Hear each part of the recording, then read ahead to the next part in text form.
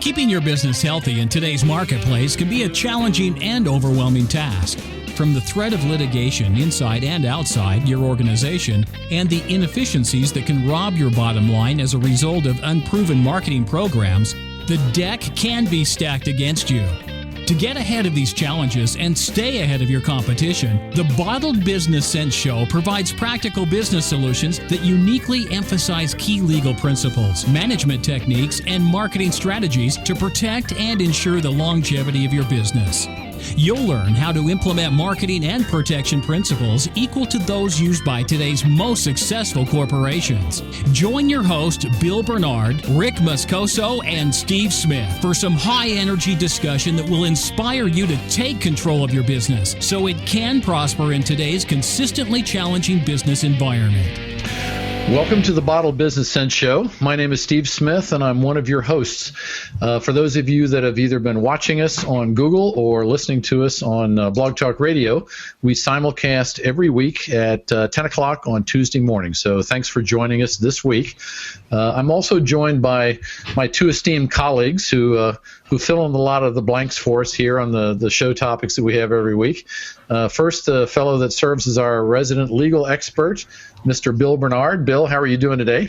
I'm doing just great, Steve. Thank you very much. Good to be here with you again. Another quite warm and pleasant day in Southern California for late October. So raring to go and looking forward to another show.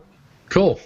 And our other resident marketing expert here who specializes in video production and all things video, Mr. Rick Moscoso. Rick, welcome to the show today. Hey, Steve. Good to see you guys again. And you're right. It is another warm day here in Southern Cal. I thought we were done with this, but I guess there's a few last days of hot weather coming our way here. Yeah, look, I wouldn't broadcast that too much. I spoke with a guy this morning from Seattle, and he's like, you guys live in fantasy land. I don't know why you're bitching.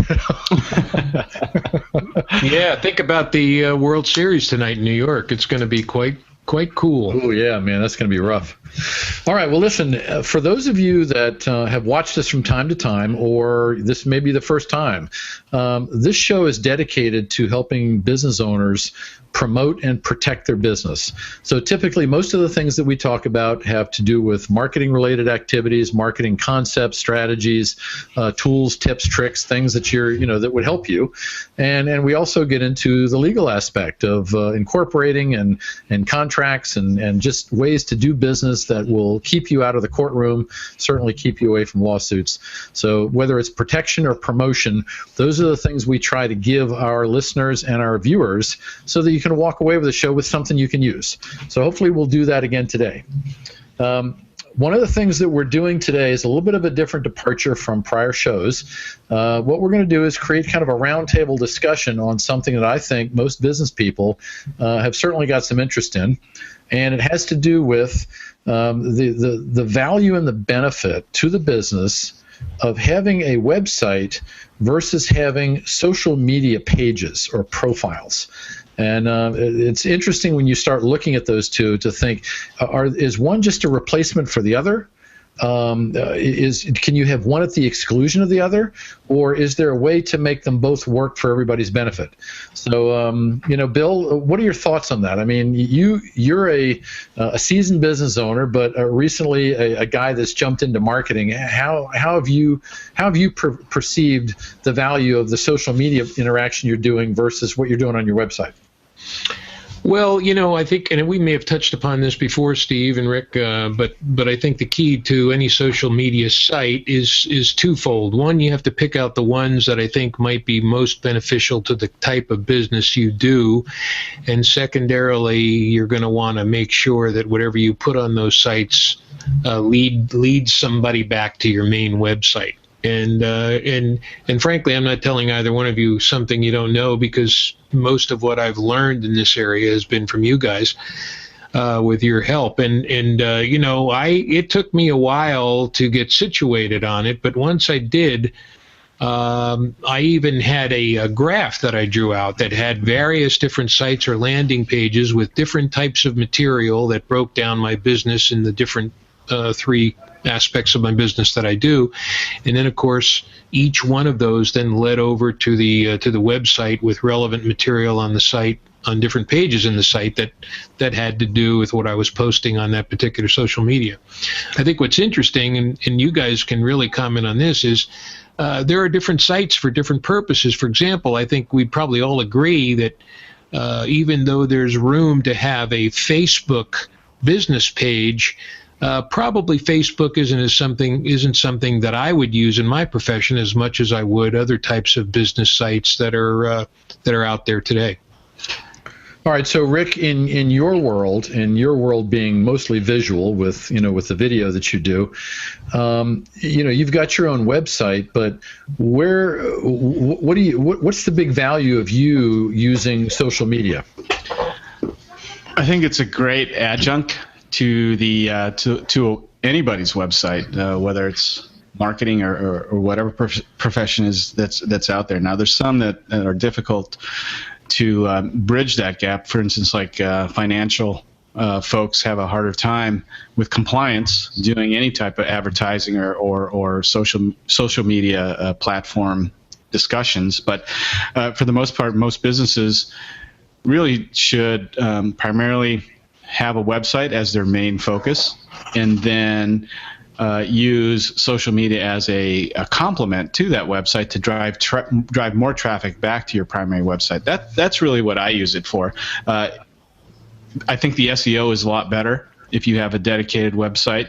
There's more flexibility with a website in the fact that you can it's easy to blog, it's easy to control, it's easy to update. You can add video to it. It's relatively low maintenance once you get everything designed and set up, versus social media, where you're constantly, in order to be seen, you got to constantly add content to it almost daily before you actually fall off the page or fall off of somebody's feed. Would it be a fair statement to say, let me ask both of you guys, would it be a fair statement to say that one of the primary purposes of social media sites would be to promote the branding, your own branding?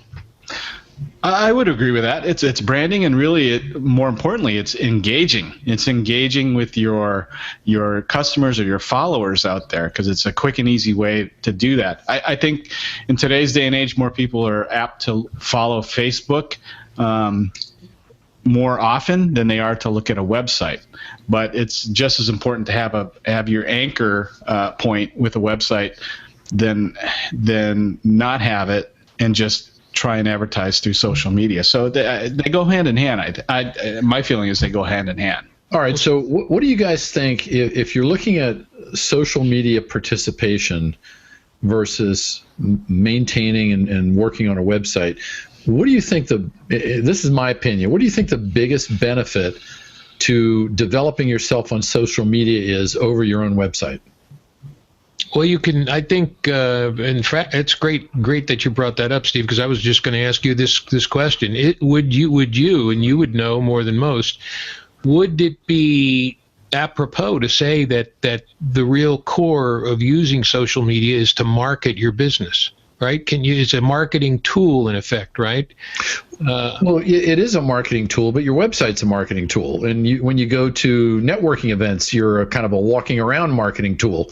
So there's a lot of marketing tools, but there's something that I believe that social media has built in that many business owners spend years and thousands of dollars trying to recreate with their own website.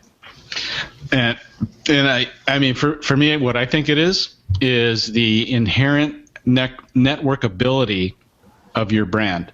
And I don't know if that's what you're referring to, Steve, but I think that as you're posting information on Facebook, you're going to be seen by not only your audience, but the audience of people who have liked or friended you without even having to advertise directly to them.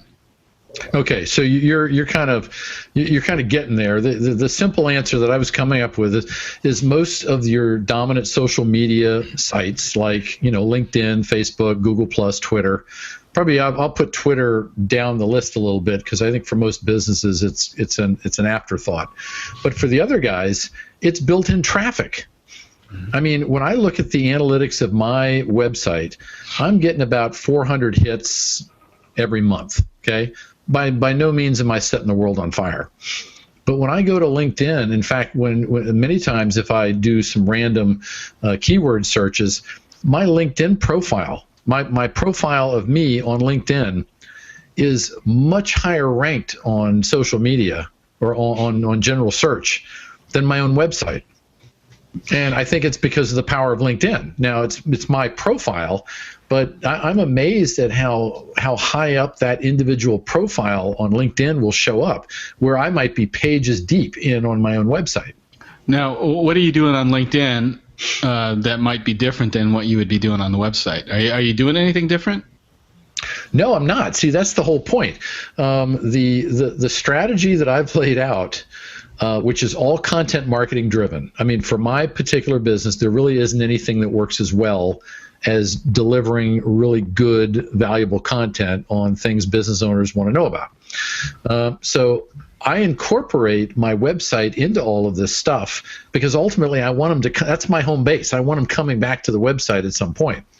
But to get them there, to reach out to them, to get in front of them to start with and encourage them to come back, my best deal is going through one of these major social sites. And the more stuff you interact with people on LinkedIn, the more opportunities you have for people to look at your site and go back to your home site being your website. So it's kind of an intermediary phase, but it's only because LinkedIn's got how many millions of people on it.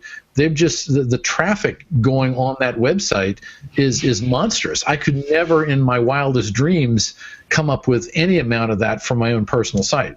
So what you're saying is, Steve, is that I think is that these social sites, unlike anything that we've ever had before, unless you go out personally to an event, it promotes interaction, right? It promotes that. It promotes visibility. It promotes some degree of initial connection. And I think there's a lot that people kind of misread in being connected. That's kind of an interesting term because it doesn't necessarily cause anything to happen other than the fact that you and somebody else are connected, and now that gives you an opportunity to possibly message them or send information to them. But past that, you've just agreed to be connected with somebody, which is kind of that's the beginning stage. But it's the whole idea that you're playing in a very highly developed traffic. It's like being on the highway, If you're sitting there trying to count cars, would you rather be doing it in the front of your own street in your neighborhood or standing on Route 5? You're going to count a whole lot more cars if you're on the highway. If you had to rate this now, if you had to say, and this is to both of you, if you had to say, okay, what is the most important factor that these social sites bring you? And let's lump them all together. Forget about them individually. What would you say would be the most important feature that they allow you to have that we didn't have prior to the development of the World Wide Web? Oh, without a doubt, for me, and I think most people would probably agree with this, it's the opportunity to get connected with people that are way beyond your geographical sphere. Mm-hmm. I mean, I remember when I started in business back in the early 80s, the only way that you made relationships with people was within your company you worked for, within your own social circles where you lived, maybe church or maybe some other kind of trade group that you belonged to. But it pretty much went from an initial face-to-face or a phone call, but it really got quick into the personal stuff. So global interaction. Yeah, there wasn't any back then. Yeah, now you pretty much can connect with anybody around the globe. If you can find them or somehow run into them, and that's one of the reasons I think LinkedIn is so good because there's a built-in way of finding out who's out there. Whereas, with Google Plus, sure, you can see all the people that you have a connection with or they're in your circles, but it's not quite as easy to use. But no. Do any of these social sites that we've just been discussing, do they have any? Are there any negative features attached to using social media? And if so, what would they be? Well, I think the first one with just using social media is that. There's a limited design in the platform that's available to you, right? So these are platforms that are fixed, that are not very customizable at all, Right. and at least not from the aspect as your website is, right? And in most cases, you don't own the platform; you share in the platform. So there's, that could run into some issues depending upon the business that you're at, business that you're in. But for me, that's really the most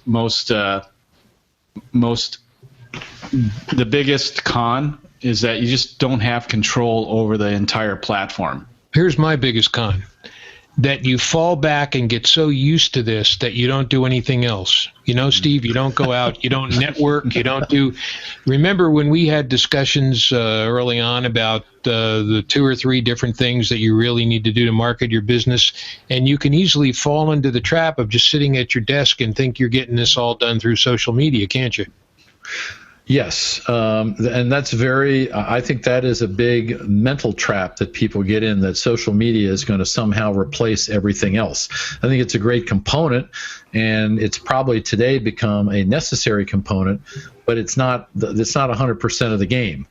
The 2 things that I see that are kind of potential pitfalls for the social media side of things is, one, unlike your website where you can control everything on your website. You decide what goes on there, what doesn't go on there.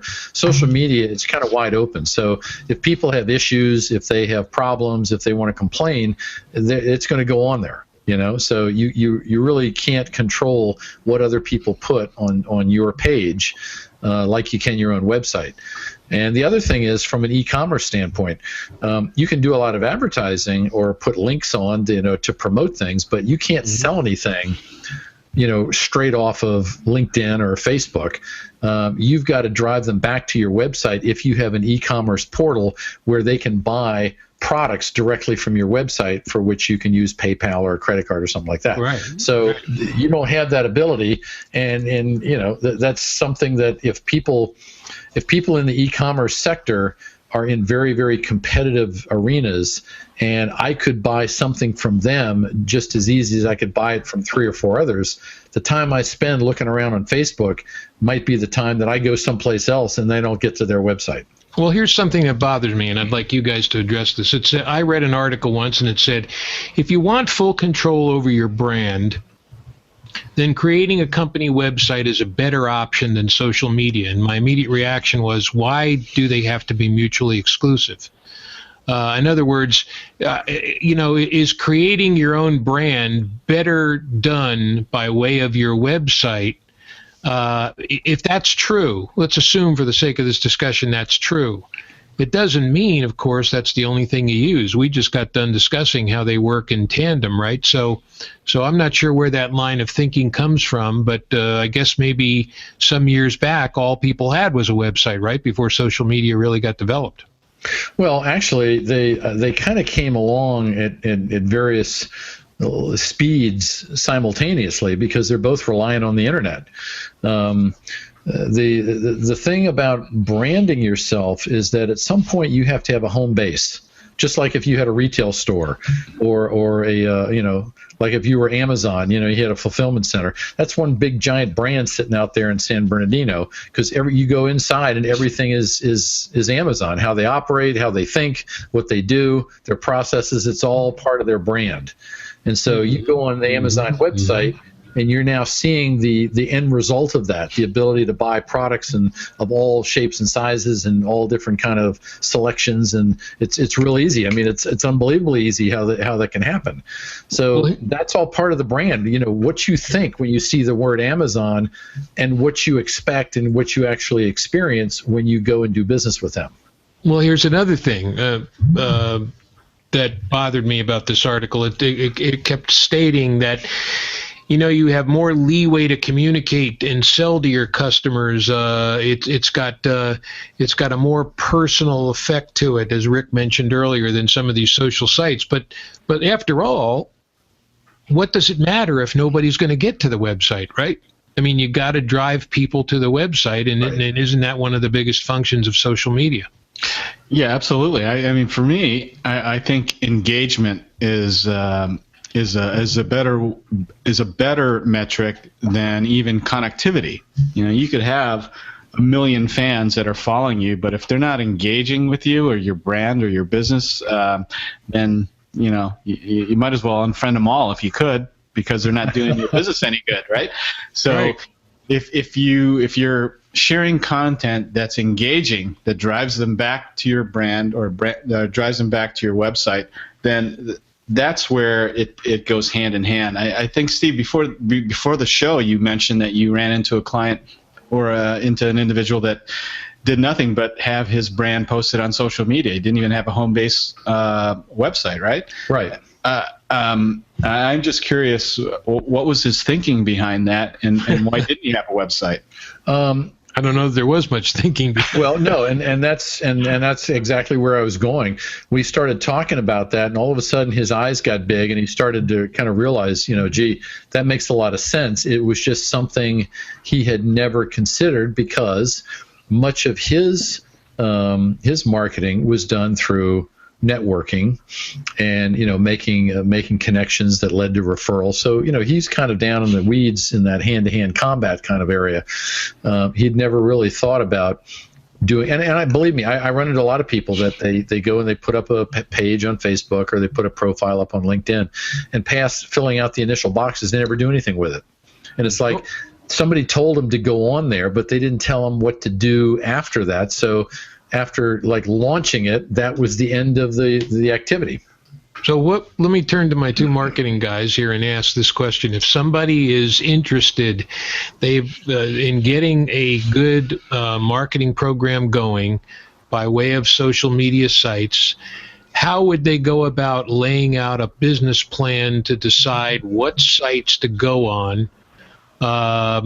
In other words, do they make sure they develop their website first and then start picking and choosing social media sites? And if so, how do you really know which ones at the end of the day, Steve and Rick, to concentrate on? How do you know what's going to bring you the best exposure?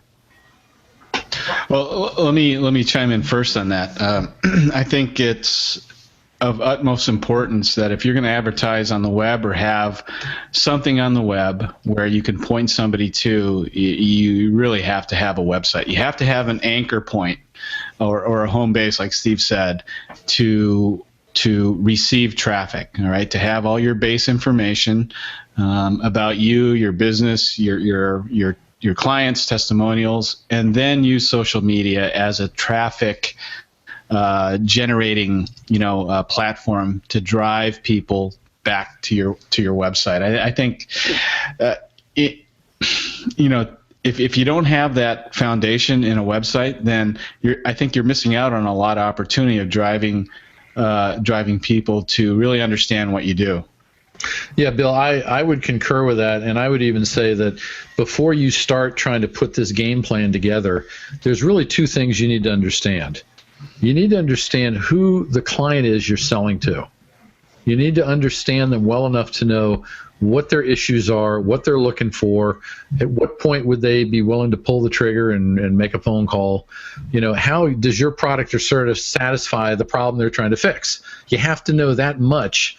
Otherwise, most marketing you do will be an absolute waste.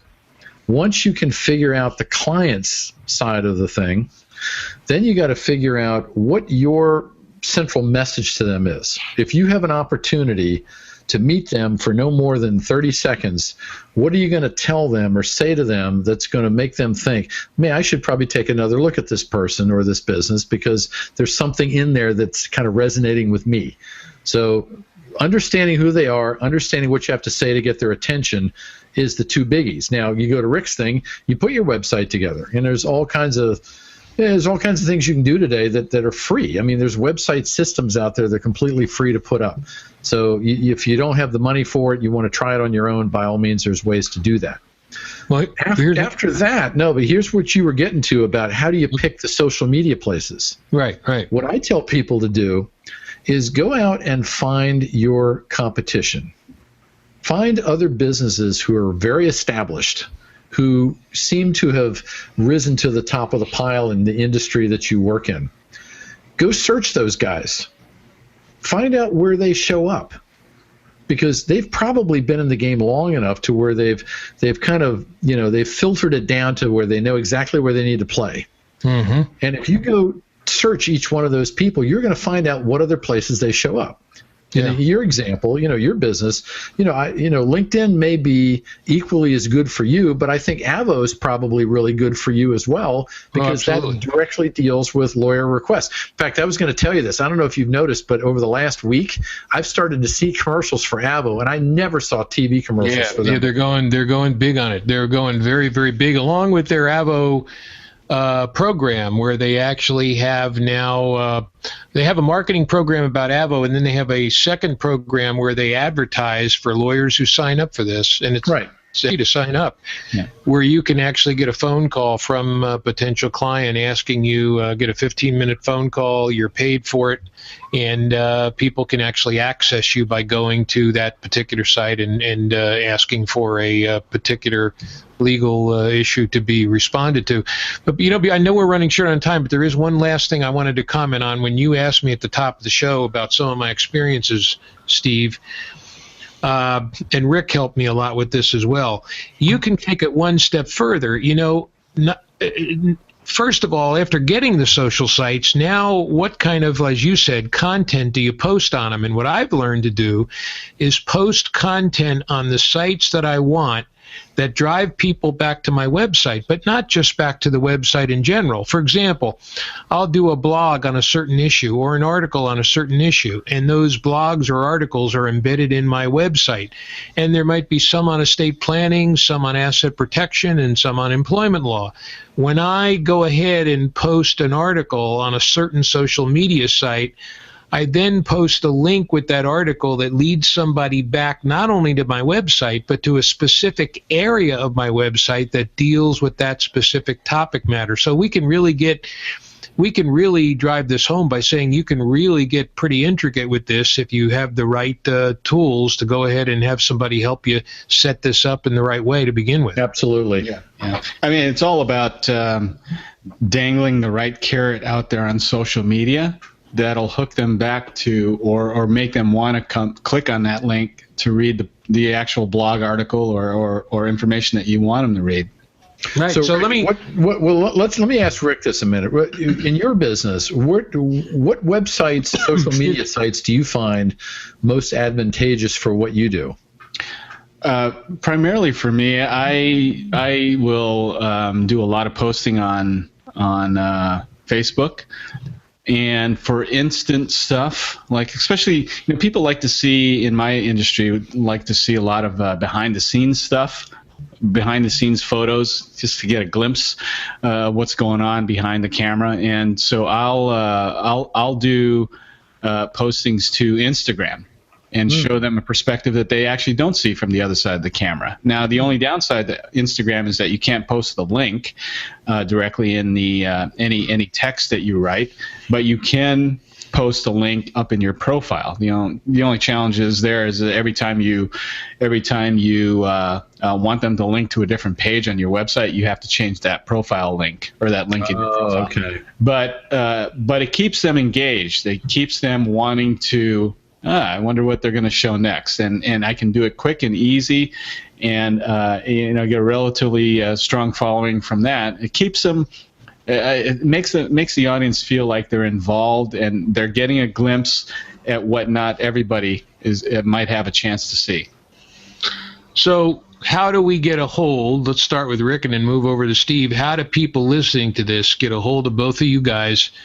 Rick, of course, really big on the video marketing. Steve on general marketing principles. How do people get a hold of you guys if they want to learn more about how to set this whole scheme up? Yeah.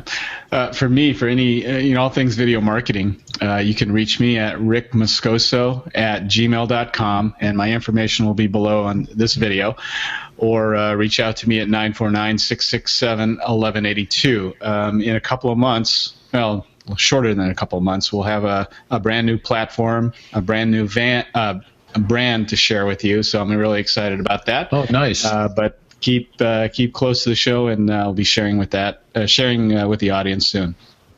Good, fantastic. And Steve? Yeah, just so everybody knows that's been watching this, my portion of of marketing is helping people develop that strategy, which is kind of what we've been chatting about here today. When you start getting into the point where you want somebody to build you a website or put together brochure material or do any other kind of hard marketing, that's when we have to find other folks, because I don't do that. I simply help business owners figure out what direction to go with marketing that's going to work for the business that they have. So if you want to know more about that, the best thing to do is go to my website. It's growthsourcecoaching.com, and there's a lot of resources and a lot of stuff on there that'll give you an idea of how I work, samples of what I've done. Excuse me. So you'll get to a real live view. If you want to have a chat, I do these all the time. They're free. We spend 20 minutes on the phone kind of helping you get your bearings down the right direction. And you can reach me by dialing 949-951-9163. And by the way, Rick, one of Rick's hidden talents that he doesn't often speak to enough is building a site. I mean, go to wfblegalconsulting.com and you can look at that, and Rick's the one who built that. So he's got some hidden talents that we have to pull out of him sometimes and get him to talk about. But anyway, thank you, gentlemen. This is a great show. I'm glad we tackled this issue and really talked about the interaction between these two vital internet components: a website, social media, how to use them, and I'm happy that we have two people here who have the expertise to be able to help our viewers and listeners out. So, well, Bill, put in a plug for the website, because I think there's times when people watch these things and they might feel motivated to leave a comment or a question. So, how would they do that? On our website, bottledbusinesssenseshow.com, www.bottledbusinesssenseshow.com. Rick's got a better handle on our other sites. I know we've got other sites, Rick. Maybe you can tackle that one. Yeah, if you're an audio type person, you can certainly go to blogtalkradio.com/bottledbusinesssenseshow. There's you can download the podcast from there, or reach out to us on social media at Bottled Business Sense Show. And on Twitter, our handle is BB Show. So that's how you get a hold of us. We're here every Tuesday morning at 10 a.m. Pacific time.